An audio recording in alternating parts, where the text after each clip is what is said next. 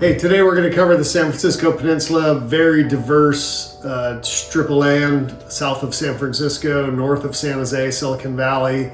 And we're going to start at the top, and I'm going to kind of list all the different cities off, and then we'll go back through and kind of give you the highlights and lowlights of those different areas. So basically, if you're flying into SFO, just to the north edge of the airport is South San Francisco. You have San Bruno, Millbrae, and the southern end of the airport kind of touches into Burlingame. So between the landing strips and all the stuff that feeds into the airport, warehouses and transportation and all that stuff, it covers, basically touches on 4 cities. So to the north we have South San Francisco, then we have Brisbane, Daly City, Colma, San Bruno, Millbrae, Burlingame, Hillsborough, San Mateo, Foster City, Belmont, San Carlos, Redwood Shores, Redwood City, Menlo Park, Atherton, Woodside, Ladera, and Portola Valley. So back up to the top, South San Francisco, you may have seen it up on the hill there, South San Francisco, the industrial city. That's what it used to be, and now it's the biotech city. So it's taken a full turn from where it was back in the 30s, 40s, 50s, and got rid of a lot of the hazmat stuff. There was a big paint plant out there, Malcolm Drilling, a bunch of other stuff, and now you have, it's basically a biotech center of the peninsula and the Bay Area here. Brisbane kind of tucked away, its own little neighborhood, cute area, and most people don't even know it exists. It's tucked back in a little canyon, but also has some quick rise in elevation. So there's houses up there that have just great bay views, and a lot of people don't even know that exists. Daly City, that basically touches San Francisco the most, and it also touches the Pacific Ocean. And it's definitely a diverse community. You have Seton Hospital up there, or whatever the name of it is now. I believe it's still Seton. Colma, there's less people alive in Colma than deceased. It's basically a bunch of cemeteries. That's what Colma's known for. San Bruno, like I said, it touches the airport, so it's kind of a transportation hub. Millbrae, San Bruno, when you're getting out of the airport, you can hop on Caltrain, you can hop on BART, bus, taxi, Uber, a lot of different options there. And Millbrae is a little bit further down. They both have nice downtown areas. As you're getting Millbrae, the weather's starting to get a little bit better. Definitely both San Bruno and Millbrae have houses up on the hill that offer some awesome views of the bay. And then you get down in Burlingame. Burlingame is just a higher end neighborhood. That's all I can say. It's a very desirable place to live. I lived there for a few years. It's got an awesome downtown, easy to get around. Like most cities on the peninsula, it really lacks parking, but awesome place to live. And then up above that, to the west is Hillsborough. So bigger properties, bigger houses, great views, and sometimes Hillsborough definitely knows it's Hillsborough, but sometimes it's kind of blended in with Burlingame. And then you have San Mateo. San Mateo is definitely diverse. You have the Highlands, a lot of Eichlers up there, and then the hilly area, and then downtown, and then you have the east side of 101, which is north and south Shoreview. Those are more starter homes, smaller, 2-bedroom, 1-bath, 3-bedroom, 1-bath, 2-bed, 3-2s, some 4-2s, stuff that's been completely remodeled and blown up. But Foster City, Redwood Shores, those are basically built on fill. So Highway 101 is referred to as the Bayshore Highway because that's where the shore used to be. It actually was on the west side of 101 that covers the frontage road. So basically from there out is fill from different projects, and wherever they pulled all the dirt from, they just kept dumping it in the bay and created a couple cities out there. Both of those have waterways running through them, so you have waterfront houses, you got a little dock, got your boat, sailboat, motorboat, and cruise around on those inland canals, which is a nice option. And across from Foster City is Belmont, so Belmont and San Carlos, both great little towns. They have hilly areas, little windy roads, pretty eclectic. For the most part, there is some areas that were built all at once, but as you get up in the hills, very diversified architecture, from something super modern to looks like a cabin built in the 50s that was a second home for somebody. And that's what a lot of the peninsula was. In fact, especially as you get further down. They were summer/weekend getaways for people that lived in San Francisco. The Crocker Mansion, blanking, but there was 3 or 4 mansions and properties that basically took up most of the peninsula in the old days. White Oaks area, San Carlos, very desirable. Nice wide streets, kind of windy.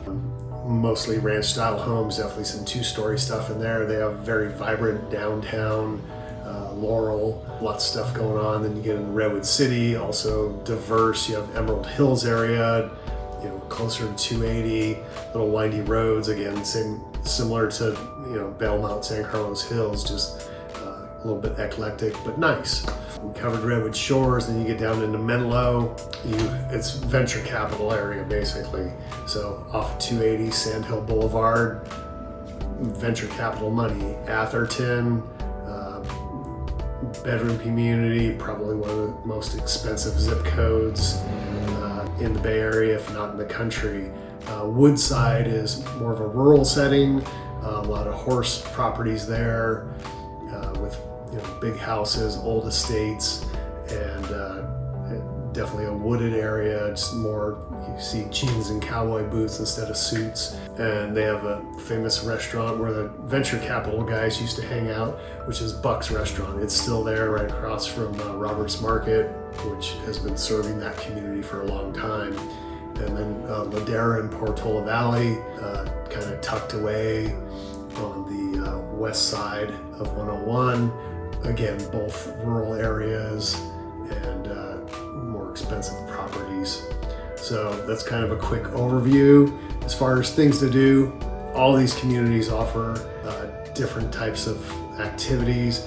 We have, I think, 4 or 5 marinas. So we have Brisbane, South San Francisco, County Point, and there's 2 in Redwood City, and there might be some others tucked along there. There's San Carlos Airport, and that, if you have a private plane, you can fly in and out of there. So that's a nice option. The cities that touch the bay, most of those have a bay trail. I'm not sure if they all connect, but it's probably pretty close, where you can get out there right along the edge of the bay. Nice big wide paved trail, ride your bike, rollerblade, walk. And then there's, down as you get into Redwood City, there's trails that actually go out into the bay, where you can see different wildlife that's out there in that environment. Some of it used to be salt flats, some of it's been restored. And then on the west side of the peninsula, up along the 280 corridor, there's also some trails along Crystal Springs there. San Bruno, Burlingame, San Mateo area, you can get onto those trails and walk in a nice, beautiful setting. There's a lot of city and county parks. There's some open space with trails. If you like mountain biking, we definitely have a fair share of that up off of Skyline. And then Belmont, you have Water Dog Park, also known for its poison oak, but that's another story. Live entertainment, music venues, just a lot of diverse things. If you're coming to the peninsula and you have something in mind of what it looks like, it's definitely from town to town, neighborhood to neighborhood. There's a lot of variety there. And also budget. It's basically South San Francisco, Brisbane, Daly City, Colma are probably the more affordable areas. San Mateo has some affordable areas. Foster City, like I said, that was built on fill. So you have office buildings out there, and it's a lot of condos, apartments, and then single family residence. So you have those options. The El Camino that runs through almost all these cities, that's been under a big revamp. It's called the Grand Boulevard Project.